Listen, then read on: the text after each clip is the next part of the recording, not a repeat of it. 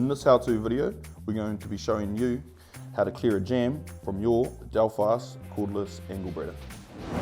First of all, what we want to do is we want to remove your battery and your gas.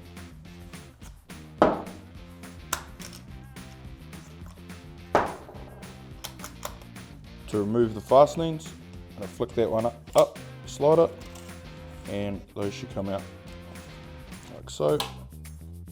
Alright, now to get inside the nose over here, there's a clip. If we pull that up, it'll pop out and open up.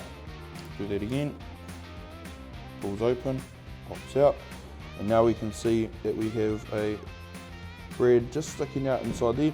Normally you can use a flathead screwdriver and just flick them out and get underneath it and just pop them out.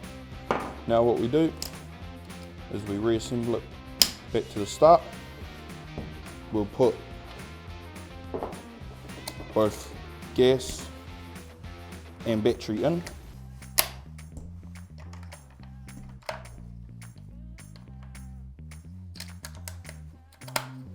And we'll fire that, actuate it without any brads in it to enable this piston inside to reset itself.